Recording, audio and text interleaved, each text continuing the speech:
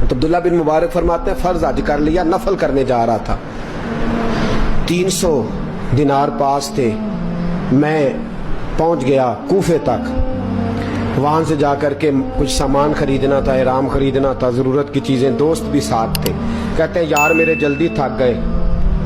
خریداری کر کے وہ چلے گئے، میں شام تک رکا، بڑا تھک گیا تو سوچا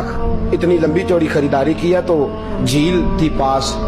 میں نے کہا وہاں جا کے ذرا ٹھنڈی ہوا لیتا ہوں، کہتے میں اس طرف گیا، رات کا اندھیرا تھا،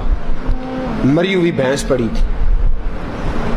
یہ کچھ 700-800 سال پہلے کی بات عرض کر دو، کہتے ہیں مری ہوئی بھینس پڑی تھی، ایک عورت کالے برقعے میں نقاب پوش آئی اور اس بی بی نے مری ہوئی بھینس کا خنجر سے گوشت کاٹا، تھیلے میں ڈالا اور دوڑی، کہتے ہیں میرے ذہن کے اندر خیال آیا کہ بی بی کوئی ہوٹل چلاتی ہے اور مردہ جانور کا گوشت لوگوں کو کھلاتی ہے، ویسے تو جاسوسی منع ہے، اس نیت سے کہ مسلمانوں کو بچاؤں اس کے پیچھے ہو لیا، کہتے ہیں وہ گلیاں گزرتی گزرتی کوفے کی تنگ گلی میں گئی، ایک بڑا سا دروازہ لکڑی کا، بڑا پھاٹک جو پرانے شہروں میں ہوتے، کہتے ہیں اس بڑے پھاٹک پر اس نے زور زور سے دستک دی، دونوں ہاتھوں سے دروازہ کھلا، وہ عورت اندر داخل ہوئی تو 3-4 بچیاں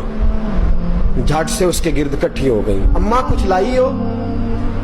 تو رونے لگی، کہنے لگی میں کچھ نہیں لا سکی، کہنے لگی یہ مردہ جانور کا گوشت ہے، اور حضور نے فرمایا جب مرنے لگو تو مردار کھا کے بھی جان بچا لو، اب میں دیکھتی ہوں تم سے کھڑا نہیں ہوا جاتا، نہ کھاؤ گی تو گر پڑو گی، یہ مردہ ہی ہے پکا لو، کہتے ہیں اگلے لفظ اس عورت نے کہے تو میں باہر کھڑا چیخنے لگا، وہ کہنے لگی ہم سید زادیاں ہیں، صدقہ زکات کھا نہیں سکتی، اور سب روگاں دا روگ محمد، جس دا نام غریبی